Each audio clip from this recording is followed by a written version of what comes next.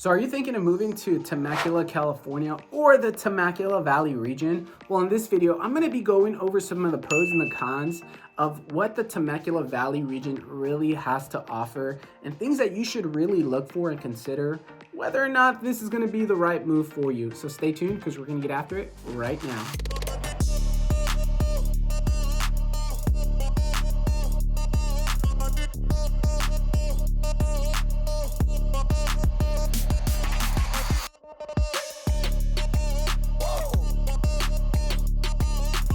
Now, if this is your first time to this channel, you want to know everything that there is about living, eating, breathing, playing in the Temecula Valley region, then subscribe below and tap that bell for notifications so you can be the first to know about the current market in the Temecula Valley region.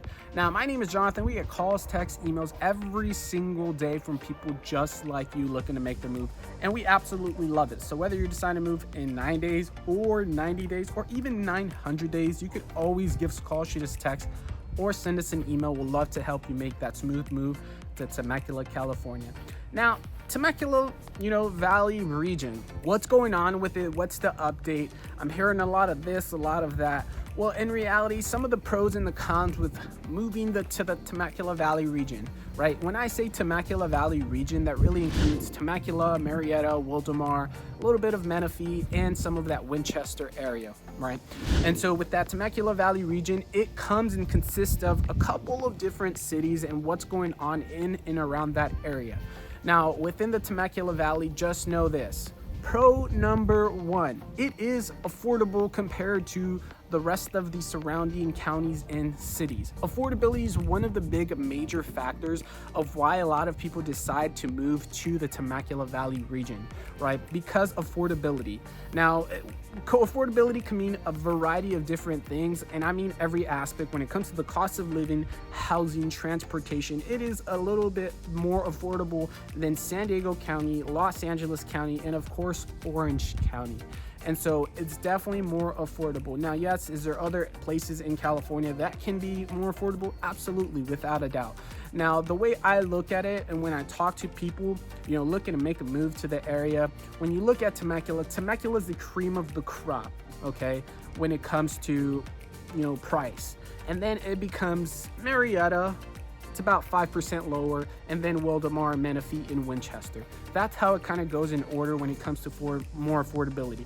So Temecula is at the most southern region of Riverside County, and the little higher you go in that southern region, the more affordable it can get to a certain extent.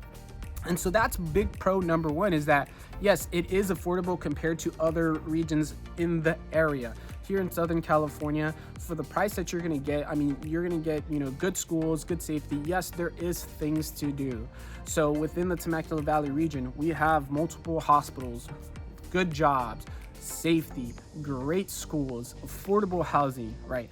Now, yes, there's some caveats with that. So that's pro number one, is affordability. Now, number two is you're gonna get that climate, that Mediterranean climate. Now, what does that Mediterranean climate consist of? Well, it doesn't get too cold, but it doesn't get too hot, right? That's a Mediterranean climate. Now, what does that mean? It means that, hey, we're not gonna have snow like the traditional areas, like let's say some parts of Arizona in the desert might get snow. We don't get snow in the Temecula Valley region. We don't get blistering hot like Death Valley or Palm Springs or the high desert. It doesn't get as hot as those places. So yes, they like to call it a Mediterranean style type of climate.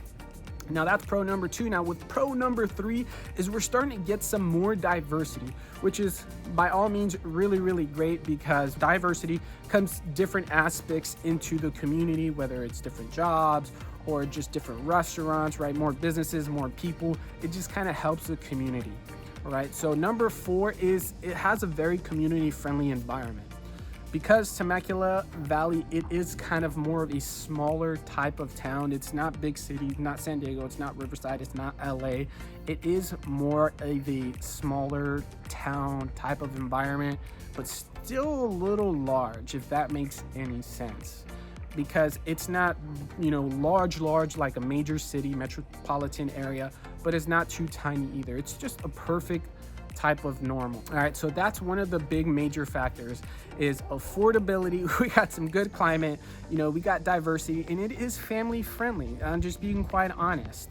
And so that's one of the big major factors and features that people love about the Temecula Valley region. Now, heading into our cons, well, con number one, realistically, is traffic.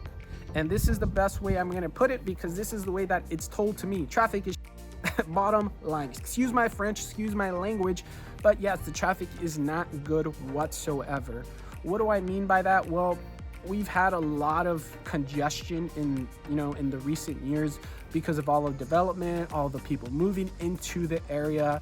It's actually really has that bad congestion. It comes into play where the I-15 really comes in, play. All the San Diegans that kind of moved up north, it's really causing a traffic jam. And so you're gonna see the traffic is just starting to get really, really bad. Now, a couple years ago, it wasn't as horrible as it is today. There's actually construction that's going on the I-15 from Temecula to Murrieta to try to expand it to help with the traffic congestion and help with just all the traffic in general. Now, is it gonna help tremendously? I'm gonna say most likely not, but just know that the traffic is pretty bad. Now, the con number two is public transportation. As again, I mentioned, it's not a big city, but it's not a small city whatsoever. There is not a lot of public transportation yet provided. Now, we'll see, public transportation increase in the near future, possibly, right? Because we know that, hey, with all this congestion, they need to figure out a plan to help with minimizing and mitigating all the congestion that's really going on in the area.